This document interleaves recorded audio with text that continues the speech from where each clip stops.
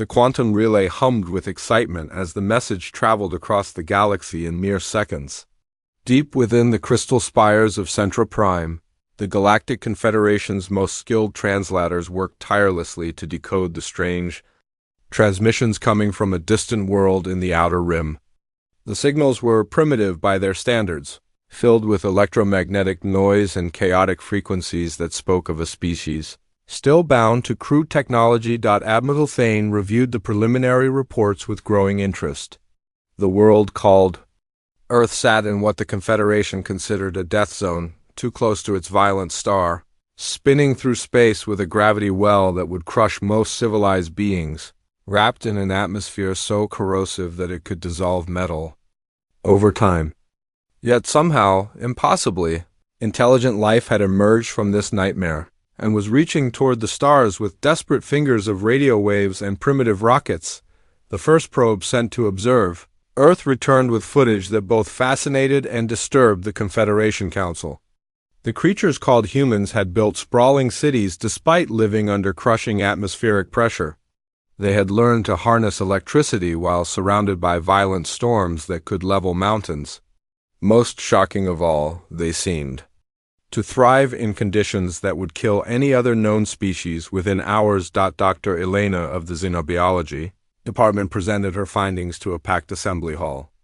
These humans consumed poison as sustenance, breathing an oxidizing gas that would burn the lungs of any civilized being. Their bodies were dense with calcium deposits that served as internal armor, and their blood carried iron-based compounds. But that would be toxic to normal life. Yet they had developed art, music, literature, and technology at a pace that defied all known models of biological development. The debate in the council chambers lasted for 3 full cycles. Some argued that such violent creatures should be contained or eliminated before they could spread their savage nature to other worlds. Others insisted that any species capable of achieving spaceflight deserved consideration for membership in the Confederation. The deciding vote came from Elder Voss, whose ancient voice carried the weight of centuries of peaceful expansion. "We have brought 47 species into our fold," Voss declared. "Each time we have found that civilization softens the rough edges of primitive worlds. These humans may seem dangerous now, but with proper guidance, they can learn to abandon their violent ways and join our peaceful society." The decision was made to extend an invitation to Earth. A small fleet of diplomatic vessels would make contact with the human governments and offer them a place among the stars. It would be presented as a gift from the elder races to their younger cousins, a chance to skip millennia of painful development and join the galactic community immediately. Commander Vale was chosen to lead the first contact mission. His ship, the Peaceful Dawn, was loaded with gifts that would demonstrate the Confederation's advanced technology. Medical supplies that could cure any disease, energy sources that would end their primitive dependence on fossil fuels, and communication devices that would connect them to the greatest library of knowledge in the galaxy. The journey to Earth took 12 standard cycles, during which Vale's team prepared their presentation carefully. They had studied human history through intercepted transmissions and were appalled by the constant warfare, environmental destruction, and social inequality that seemed to define the species. Clearly, these were a people in desperate need of guidance from their more evolved neighbors. When the Peaceful Dawn entered Earth's solar system, the human response was immediate and overwhelming. Primitive warships launched from their homeworld, with weapons powered by controlled nuclear explosions. Fighter craft swarmed around the Confederation vessel like angry insects, their pilots apparently willing to die rather than allow strangers near their planet. Vale activated the Universal Translator and broadcast a message of peace across all frequencies.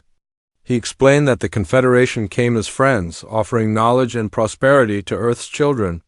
The human military forces maintained their aggressive posture for several tense hours before finally responding with a request for formal negotiations. The meeting took place in neutral space, aboard a hastily constructed space station that demonstrated both human ingenuity and their disturbing comfort with dangerous technology. The station was powered by a barely contained fusion reactor that would have terrified any civilized engineer. Yet the humans seemed to consider it routine. Ambassador Tom represented Earth in the negotiations, flanked by advisors whose titles included Secretary of Defense and Joint Chiefs of Staff, terminology that revealed humanity's obsession with warfare. Yet Tom spoke eloquently about Earth's desire for peace and their eagerness to learn from more advanced civilizations. "We are honored by your invitation," Tom said, his words translated instantly by Confederation technology. "Earth has long dreamed of joining a community of peaceful worlds. We accept your generous offer and look forward to learning how to become better neighbors in this galaxy." The negotiations proceeded smoothly, with humans asking intelligent questions about Confederation, law, technology, and social structures. They seemed particularly interested in defensive capabilities and resource distribution, which Vale interpreted as natural curiosity about their future home among the stars. Within days, the formal agreements were signed. Earth would send representatives to Centra Prime for an induction ceremony, after which human observers would be stationed throughout Confederation space to learn their new society's ways. In return, the Confederation would begin sharing technology and knowledge that would lift humanity from their primitive existence. As the peaceful dawn prepared to escort the human delegation back to Centra Prime, Vale felt a deep satisfaction. Another species had been saved from their own savage nature and welcomed into civilization. The humans seemed grateful and eager to abandon their violent past in favor of the peaceful prosperity that awaited them. He had no way of knowing that every word of the negotiations had been recorded and transmitted back to Earth, where military strategists were already analyzing Confederation weaknesses. The humans had not seen salvation in the stars, they had seen opportunity. Their acceptance of the invitation was not gratitude, but the first move in a game that would reshape the galaxy forever. The greatest mistake in Confederation history had just been formalized with ceremonial signatures and diplomatic smiles. The luxury transport Harmony's Dawn glided through the void toward Centra Prime with its precious cargo of human delegates. In the observation deck, Dr. Elena watched the newcomers with growing unease as they moved through the ship's corridors. Without the assistance equipment that every other species required, when traveling in Confederation vessels, the artificial gravity aboard the transport was set to standard Confederation levels, which should have left the humans struggling to walk upright. Instead, they moved with fluid grace that suggested their homeworld's crushing gravity had forged bodies far denser and stronger than anything in civilized space. When Maintenance Chief Roy accidentally dropped a heavy tool near human delegate Kate, she caught it one-handed without apparent effort. Elena's medical scans revealed data that challenged everything she thought she knew about biology. The human cardiovascular system operated at pressures that would burst the hearts of most species. Their bone density readings were so high that her equipment initially registered them as measurement errors. Most disturbing of all, their blood chemistry was based on iron compounds that would poison any other known life form. "These readings cannot be correct," Elena muttered to her assistant as she reviewed the data for the third time.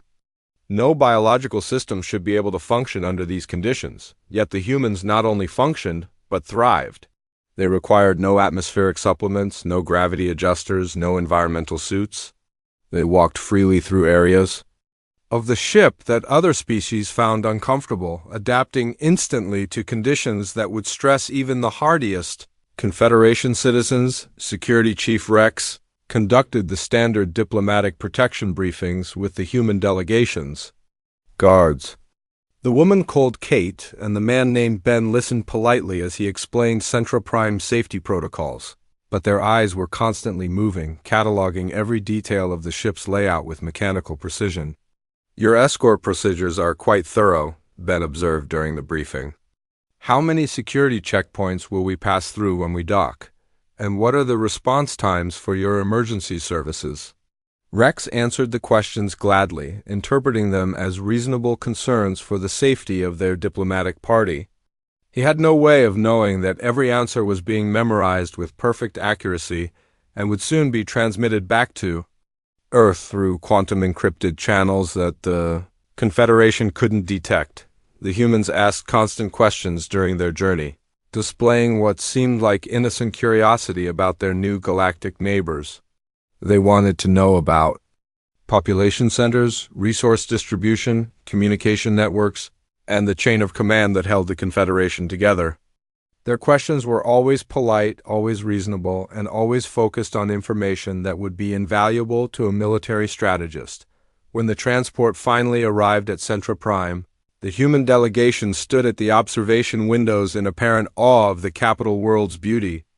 The planet's surface was covered with floating cities that drifted through carefully controlled atmospheric currents, powered by clean fusion reactors and connected by transport tubes that curved gracefully through the sky. "It's magnificent." Ambassador Tom breathed, his voice filled with what sounded like genuine wonder. "How do you maintain structural integrity in those floating platforms? And what prevents hostile forces from disrupting your power grid?" The Confederation officials escorting the tour were delighted by humanity's interest in their achievements. They explained proudly how their ancestors had learned to build in harmony with natural forces rather than fighting against them. They described their energy distribution systems, their communication networks, and their transportation infrastructure with the enthusiasm of people who had never imagined these systems might be vulnerable to attack. The formal reception took place in the Grand Assembly Hall, where representatives from dozens of species gathered to welcome Earth into the galactic community. The ceremony was a masterpiece of diplomatic pageantry, with ancient traditions that celebrated the peaceful expansion of civilization to new worlds. Human. Delegate Lisa stood with perfect composure as Elder Voss delivered the traditional blessing for new member species. Her recording equipment captured every word while her trained memory noted the positions of guards, the locations of exits, and the security protocols that protected the Confederation's highest officials during the cultural exchange presentations. The humans displayed artifacts from Earth that seemed to fascinate their hosts. They showed primitive weapons that had been converted to peaceful purposes, describing how their species had learned to turn tools of war into instruments of agriculture and construction. The Confederation representatives nodded approvingly at this, evidence of humanity's evolution toward civilization. What they didn't notice was how quickly the humans assessed the Confederation's own converted weapons. These had once been instruments of war, now so thoroughly modified for peaceful purposes that they would be useless in any real conflict. The humans memorized every detail of the energy outputs, focusing systems, and power sources that had been rendered harmless by centuries of disuse. The reception concluded with a feast featuring delicacies from across the galaxy. The humans sampled each dish politely, though several species noted that they seemed to prefer foods that would be considered toxic or dangerous by normal standards. They ate fermented organic compounds that would poison most beings and consumed concentrated proteins that required incredible digestive strength to process. "Their metabolism is extraordinary," Dr. Elena confided to her colleagues. "They can derive nutrition from substances that would kill us, and they seem to require far more calories than their body mass should need."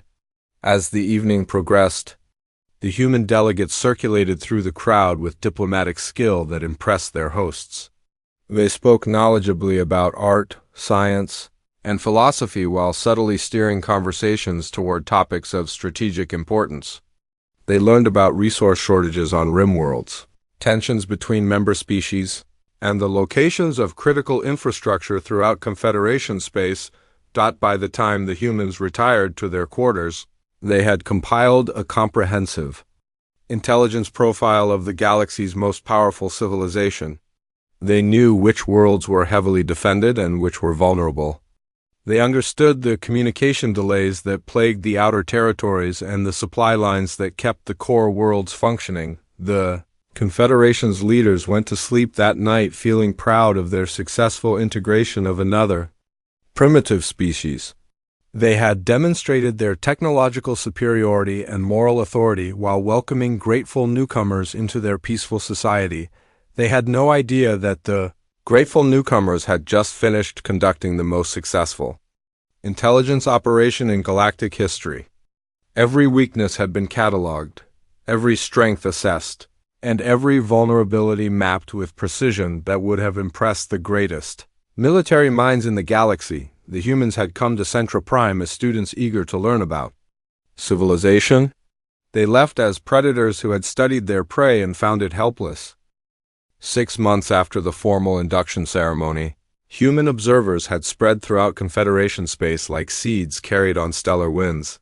The cultural exchange program was hailed as a tremendous success by officials who saw eager students, where they should have recognized skilled infiltrators gathering intelligence for an invasion that would reshape the galaxy. On the garden world of Valo 7, Dr. Lisa established herself as a researcher studying agricultural techniques that could benefit Earth's struggling ecosystems.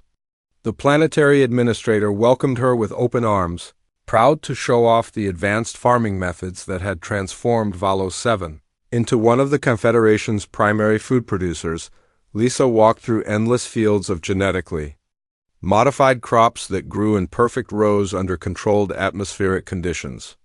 She asked detailed questions about yield rates, harvest schedules, and the distribution networks that carried food throughout the sector. Her hosts interpreted this as scientific curiosity about feeding Earth's billions, never suspecting that she was mapping supply chains that could be severed to starve entire star systems into submission. Our automated systems can feed 50 billion beings with minimal oversight, Administrator Kell explained proudly as they toured the primary processing facilities. The entire operation is controlled from 3 central computers that coordinate planting, harvesting, and shipping across the entire planet. Lisa nodded appreciatively while memorizing the exact locations of those computers and the security protocols that protected them. A single coordinated strike could cripple food production for dozens of worlds, and she was learning exactly how to deliver that strike with maximum efficiency. Meanwhile, on the industrial world of Corin Base, engineer Dave impressed his Confederation colleagues with his rapid understanding of their manufacturing processes. He worked alongside alien technicians with enthusiasm that seemed genuine, asking intelligent questions about production methods and resource extraction that his hosts were happy to answer. The factories of Corin Base produced everything from starship components to medical equipment, using automated systems that had been perfected over centuries of peaceful development.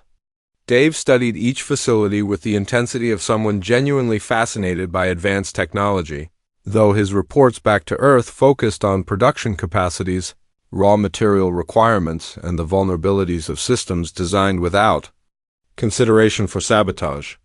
The fusion reactors that power their manufacturing are incredibly efficient, Dave reported during his weekly transmission to Earth. They also have no security measures beyond basic safety protocols.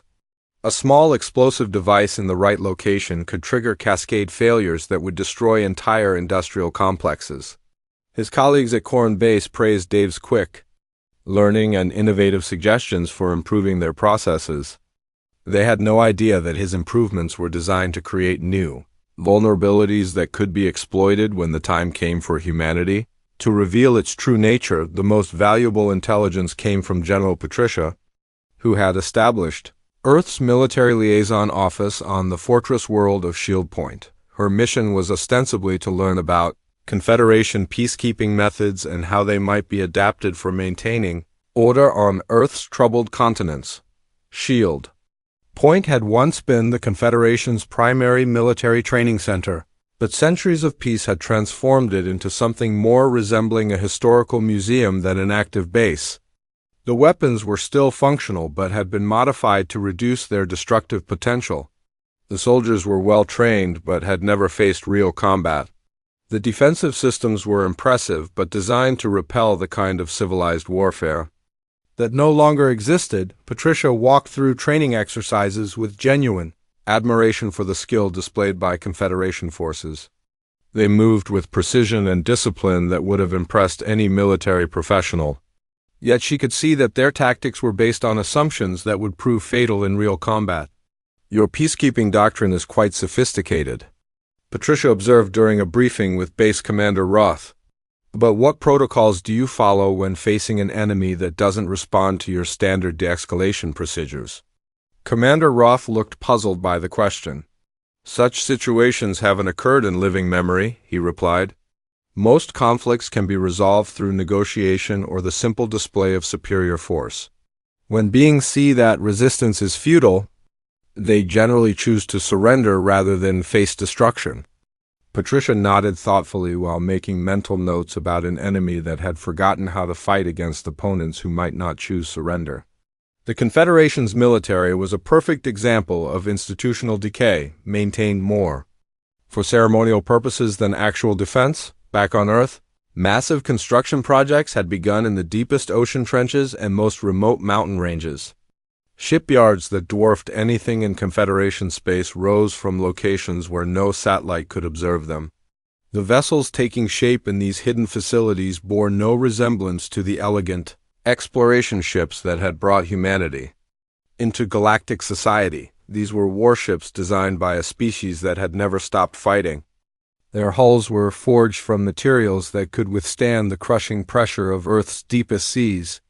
Their weapon systems channeled the fury of storms that could level cities. Their crews were trained in conditions that would kill most civilized beings, prepared for battles in environments where survival itself was a victory. The intelligence gathered by human observers flowed back to Earth through quantum communication channels that the Confederation couldn't detect. Every report added another piece to a puzzle that revealed the true scope of their enemy's weaknesses. The galaxy's greatest civilization was like a fruit that had grown too, ripe, beautiful on the surface, but soft and vulnerable at its core. Human researchers requested access to historical archives throughout Confederation space, claiming to study the development of peaceful societies that Earth might emulate. They were particularly interested in records of past conflicts and how the Confederation had responded to various threats over the centuries. What they found was even better than they had hoped. The Confederation's military history showed a clear pattern of decay over time. Early conflicts had been resolved through decisive action and overwhelming force, but more recent incidents had been handled through negotiation and compromise. The most recent generation of officers had never commanded troops in actual combat. The psychological profiles were equally revealing. The Confederation citizens had been conditioned for centuries to expect peaceful resolutions to all conflicts. They had never developed the mental resilience needed to function under the stress of total war. When faced with an enemy that refused to follow civilized rules of engagement, they would likely collapse into panic and confusion. As the first year of the cultural exchange program drew to a close, humanity had completed the most comprehensive intelligence operation in galactic history. They knew the location of every strategic target, the capacity of every defensive system, and the psychology of every potential enemy they would face. The Confederation's leaders prepared to celebrate the success of another peaceful integration. Proud of how quickly the humans had adapted to civilized society, they planned ceremonies to honor the progress made and looked forward to the technological and cultural benefits that Earth would bring to their community. They had no way of knowing that the students they were celebrating had graduated to become the architects of their destruction. The learning phase was complete, and humanity was ready to begin the next stage of their plan. The galaxy's age of peace was about to end in ways that its defenders could never have imagined.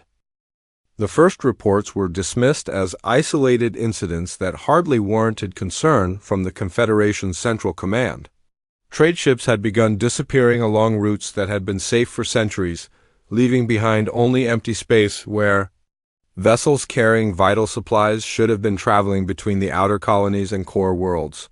Patrol Leader Nash responded to the distress beacon from cargo. Hauler Prosperity's dream, expecting to find the usual problems that occasionally plagued commercial shipping.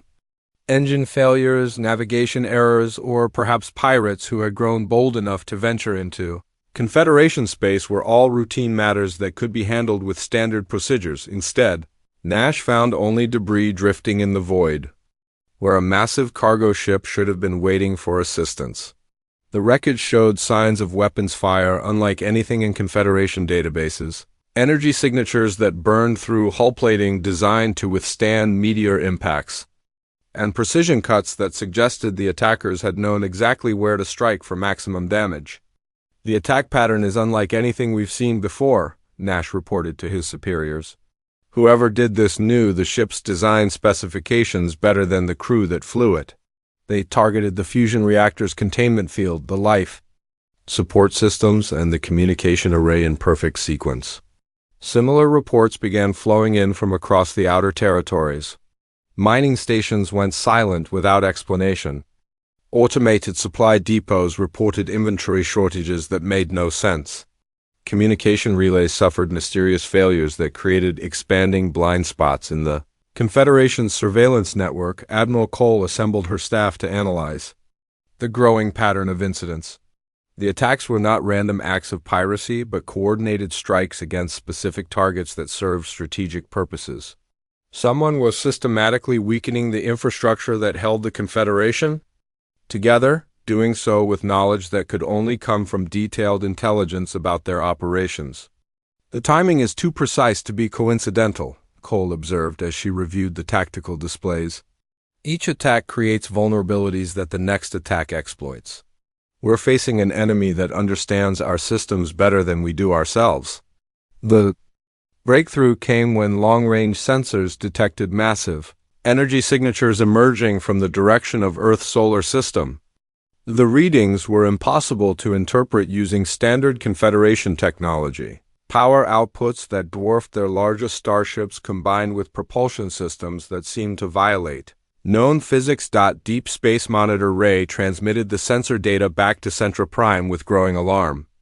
The objects moving through space toward Confederation territory were clearly artificial, but their size and energy signatures suggested technology far beyond anything the primitive humans should have been capable of developing. "The largest vessel is generating power equivalent to a small star," Ray reported during his emergency transmission.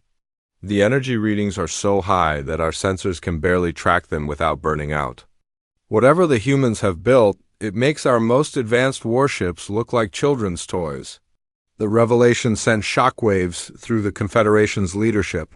The peaceful species they had welcomed into their community had been secretly building a war fleet that defied all understanding of technological development. The humans had not been learning to become civilized, they had been preparing for conquest on a scale that no one had imagined possible. Emergency sessions were called throughout Confederation space. As the scope of humanity's deception became clear, the cultural exchange program had been an elaborate intelligence operation. The eager students asking innocent questions had been military specialists gathering strategic information.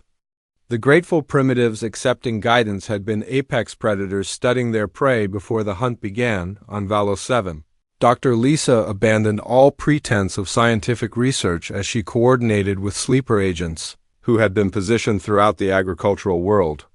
The automated systems that Administrator Kell had proudly demonstrated were turned against their creators as humans who understood them better than their designers initiated cascade failures that would starve dozens of star systems. Engineer Dave revealed his true purpose on Corran Base as human commandos emerged from hiding places that had been prepared months in advance. The manufacturing facilities that produced vital components for Confederation infrastructure were systematically destroyed or converted to serve humanity's war machine, using the very improvements that Dave had suggested during his time as a helpful exchange student. General Patricia's betrayal cut deepest of all as Shield Point's defenses were turned against the Confederation fleet. The fortress world that should have been humanity's strongest opponent became their first major conquest as soldiers who had forgotten how to fight found themselves facing an enemy that had never stopped perfecting the art of war, the human fleet that emerged from Earth's solar system was a revelation of what a Deathworld could produce when it turned its full attention to destruction. Ships that had been forged in the crushing depths of Earth's oceans moved through space with the inexorable momentum of natural disasters. Weapons that channeled the fury of planetary storms tore through defensive systems designed for civilized warfare. Most terrifying of all were the crews that operated these instruments of destruction. Humans who had been raised in an environment where everything tried to kill them treated the vacuum of space as just another hostile environment to overcome. They laughed as their ships burned around them, drawing strength from chaos that would drive civilized beings to madness. The Confederation's first response was to attempt negotiation, following protocols that had resolved conflicts for centuries. Diplomatic channels were opened with offers of compromise and peaceful resolution that had worked with every other species in galactic history. The human response was silence, broken only by the advance of their war fleets toward targets that had been selected months in advance. They had not come to negotiate or compromise. They had come to conquer, and nothing in their psychological profile suggested they would be satisfied with anything less than total victory. As reports of defeat poured in from the outer territories, the Confederation's leaders began to understand the magnitude of their mistake. They had invited representatives of a Deathworld into their peaceful society, assuming that civilization would gentle their savage nature. Instead, they had given the galaxy's most dangerous predators everything they needed to plan the perfect war. The age of peace that had lasted for millennia was ending in fire and chaos as humanity revealed its true nature. The Confederation's greatest achievement, the elimination of warfare from civilized society, had become their greatest weakness when faced with an enemy that had never forgotten how to fight.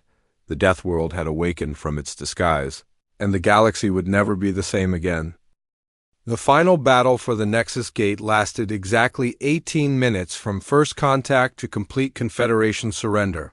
Fleet Admiral Stone watched in horror as humanity's war machines tore through defensive formations that had been the pride of peaceful civilization, their elegant vessels crumbling. Like artwork before a hurricane, the Confederation fleet assembled at the gate represented the accumulated military might of 47 species, their ships arranged in perfect formation that demonstrated centuries of tactical development. Energy shields shimmered between the vessels in overlapping patterns, designed to protect against any conceivable threat that civilized warfare might produce. The human fleet approached like a force of nature, given form and purpose. Their ships moved through space with the fluid grace of deep-sea predators, armor forged in Earth's crushing depths, reflecting starlight in patterns that seemed to shift and flow. When they opened fire, the universe itself seemed to scream, weapons that had been tested against the raw fury of planetary storms struck defensive systems, designed for genteel conflicts between rational opponents. The Confederation's energy shields, perfected over millennia of civilized warfare, lasted approximately 47 seconds before failing, catastrophically under assault from technology that had been forged in the depths of a world where survival required constant adaptation to impossible conditions. "All stations report critical failures," came the panicked transmission from Battleship Eternal Peace. "Our weapons cannot penetrate their armor, and our shields are useless against whatever they're firing at us. Request immediate reinforcement." From all available fleets, the reinforcements never arrived. Human strike forces had simultaneously attacked 16 major fleet bases throughout Confederation space, using intelligence gathered during months of patient observation. The coordinated assault eliminated the majority of organized resistance before most commanders even realized they were under attack. Commander Rex managed to send one final transmission before his ship was vaporized by weapons that seemed to channel stellar fury. "They're not fighting like any civilized species." His voice crackled through increasing static. "They target our life support first, then communications, then engines. They want us to suffer before we die." The psychological warfare was perhaps more devastating than the physical destruction. Humans broadcast recordings of their battles across all Confederation communication channels, showing their crews laughing and singing as they systematically dismantled the galaxy's greatest military force. They seemed to draw energy from combat itself, becoming more dangerous as the fighting intensified. World after world fell in sequence, as humanity's war machine consumed everything in its path. The pattern was always the same: surgical strikes against infrastructure followed by demands for unconditional surrender, with no opportunity for negotiation or compromise. Species that had spent centuries forgetting how to fight found themselves facing extinction or slavery on Centra Prime. The Confederation Council met in emergency session as reports of defeat arrived hourly from across their territory. The capital world's defensive systems were impressive by the standards of peaceful civilization, but they had been designed to repel attacks by enemies who followed recognized rules of engagement. Our planetary shields can withstand direct bombardment from 1,000 ships, Defense Minister Thorne insisted during the crisis meeting. The humans cannot possibly have developed weapons powerful enough to breach defenses that have protected our world for 5 centuries. The words were barely spoken when alarms began sounding throughout the capital complex. Humanity's flagship had entered the system ahead of schedule, its arrival undetected by sensor networks that had been systematically blinded during the preceding months of apparent peaceful cooperation. The vessel that hung in space above Centra Prime defied every principle of ship design that governed civilized spaceflight. It was massive beyond comprehension, its hull scarred by battles that would have destroyed lesser vessels, bristling with weapons that seemed to pulse with barely contained violence. Most disturbing of all was the name painted across its bow in letters that burned like fire. Deathworld Rising. Ambassador? Tom's voice echoed through every communication system on the planet as he delivered humanity's final ultimatum. His tone was calm and reasonable, the same diplomatic manner he had displayed during first contact negotiations, but the words carried the weight of absolute finality. Citizens of the Confederation, Tom began, his image broadcast to every screen and speaker throughout the galaxy. Your leaders made a critical error when they assumed that a species capable of surviving on a death world would be grateful for rescue. You offered us civilization, but we already possess something far more valuable. The strength that comes from never forgetting that survival requires constant vigilance. The ultimatum was simple and non-negotiable. O Confederation. Forces would surrender immediately and accept occupation by human administration. Any resistance would result in the complete destruction of entire star systems, demonstrated by the obliteration of 3 uninhabited worlds that vanished in flashes of light visible across the galaxy. You showed us your strength by believing. You had none, Tom continued as images of burning fleets filled the screens. You revealed your weakness by thinking that mercy was a virtue rather than a luxury that only the strong can afford. We are the children of a world that never let us forget that in the end, only the strong survive. The surrender came not from the Confederation's military commanders, who were either dead or cut off from communication, but from civilian administrators who recognized that continued resistance would result in genocide on an unimaginable scale. Elder Voss, whose vote had welcomed humanity into galactic society, delivered the formal capitulation with tears streaming down his ancient face. We yield to the representatives of Earth, Voss whispered into transmitters that carried his words to every corner of human-occupied space. We accept your terms without condition and place ourselves under your protection, hoping that you will show more mercy than we deserve for our blindness to your true nature. The human response was swift and efficient. Occupation forces landed on every major world within hours, their soldiers moving with the disciplined precision of troops who had trained for this moment since childhood. They established control with minimal violence, demonstrating that conquest was merely the first phase of a much larger plan. Humanity's administrators arrived with detailed knowledge of every aspect of Confederation society, having studied their future subjects for months during the cultural exchange program. They implemented new systems of government that maintained order while redirecting the galaxy's resources toward projects that served Earth's expanding empire. The transformation was remarkably swift.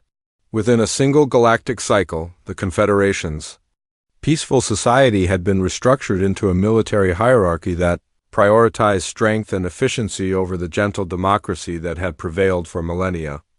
Those who adapted quickly to the new order found places in the administration, while those who resisted discovered that humanity's definition of mercy was far different from their own. The final broadcast from the former Confederation capital came from Tom himself. standing in the council chambers where he had once been welcomed as a grateful primitive seeking guidance from his betters. Behind him, human technicians worked to dismantle the democratic institutions that had governed the galaxy's peaceful age. "The galaxy's long childhood is over," Tom announced to an audience that now included every intelligent being in known space.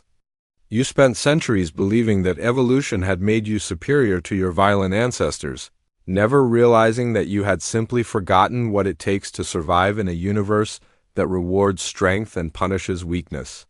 The transmission ended with images of Earth itself, the Deathworld that had produced the galaxy's new masters. Continents scarred by ancient wars, oceans that could crush mountains, storms that could level cities, and a species that had learned to thrive in conditions that would kill any other known form of life.